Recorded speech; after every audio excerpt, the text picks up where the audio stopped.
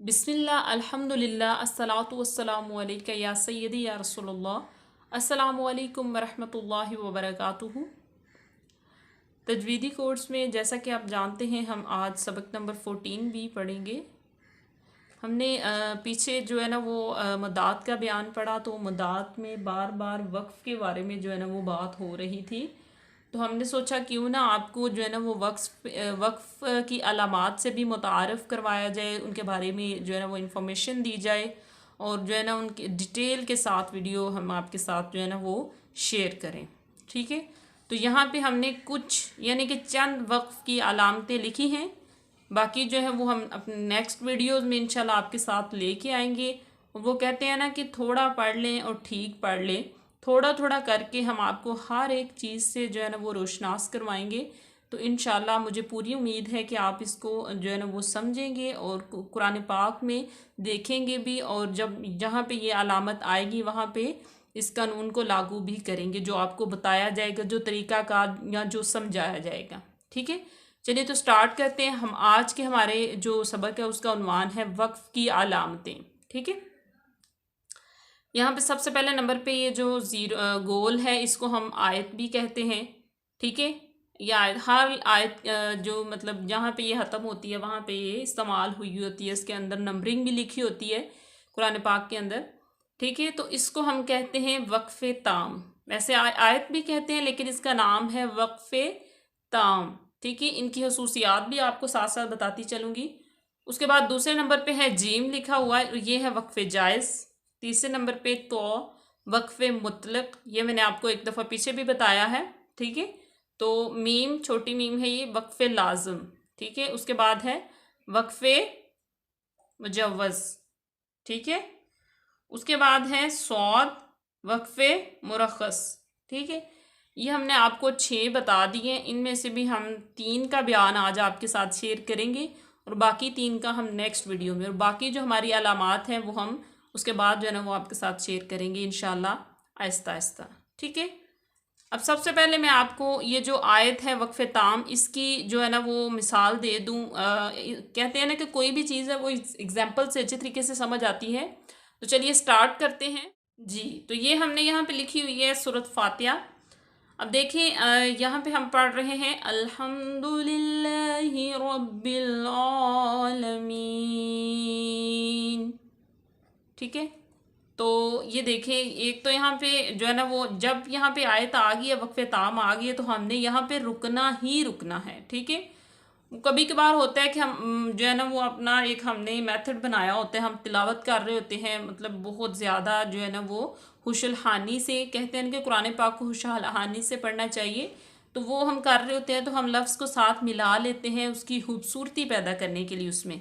लेकिन यहाँ पे मतलब ये बनी इसलिए कि इस पर रुका जाए। ठीक है, इस तरह हम पढ़ते हैं अल्हम्दुलिल्लाहि रब्बिल आलमीन अर्रहमानिर रहीम मालिक यौमिद्दीन इय्याका नअबुदु व इय्याका नस्तईन।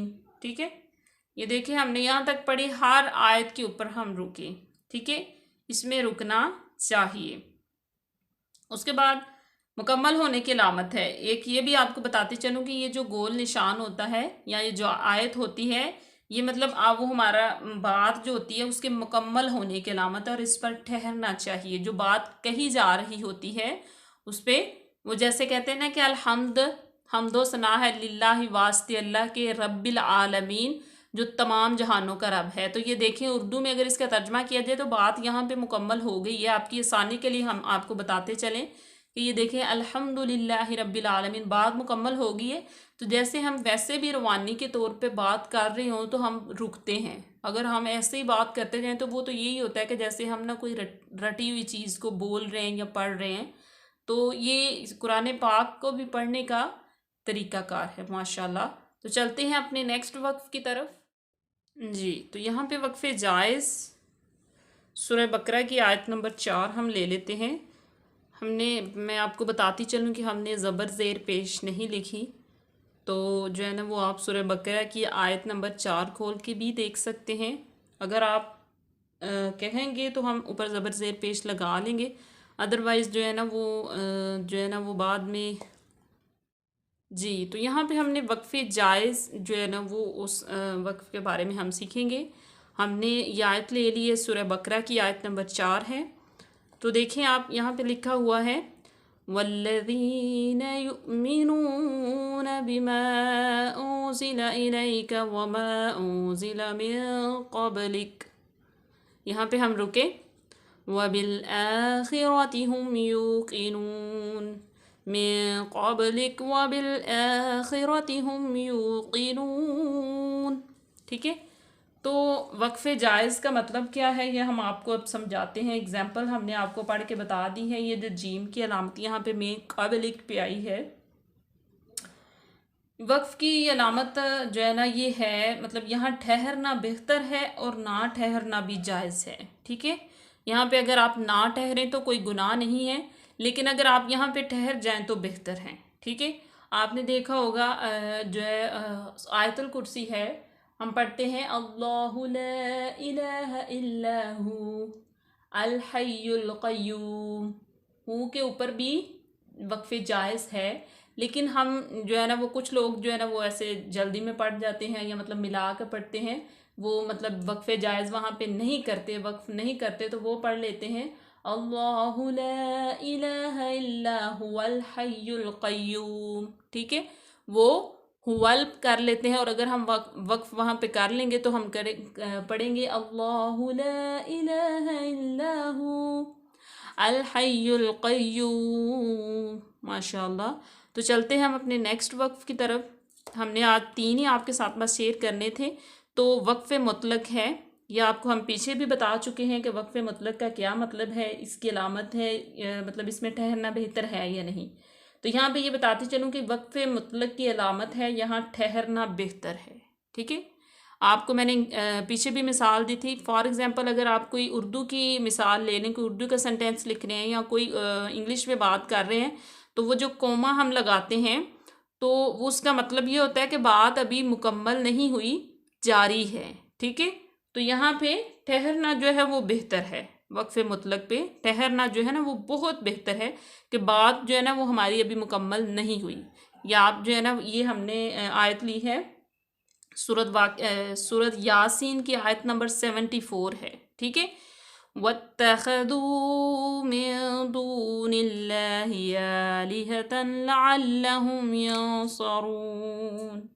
वत्तख़ज़ू मिन दूनिल्लाहि आलिहतन लअल्लहुम यंसरून। तो यहाँ पे इसके एंड पे वक्फ़े मुतलक हैं। ठीक है, यहाँ पे भी बात मुकम्मल नहीं हुई बल्कि बात हो रही है। माशाअल्लाह। ठीक है, मेरे हाल से आपको जो है ना वो इन तीन जो वक्फ़ की अलामतों के बारे में हमने आपको जो है ना वो नाम भी बताए हैं, और जो है ना वो एग्जांपल्स भी इनकी दी हैं। माशाअल्लाह अच्छे तरीके से समझ आ गई होगी। तो अल्लाह ताला आपको और मुझे जो है ना वो सुन के सुना के उस पर अमल करने की तौफीक दे, कुरान पाक का इल्म फैलाने की और उसको ज़्यादा से ज़्यादा अच्छा पढ़ने की तौफीक दे। ठीक है, तो मिलते हैं अपनी नेक्स्ट वीडियो में, तब तक के लिए अल्लाह हाफिज़। दुआओं में याद रखिएगा। फ़ी अमानिल्लाह।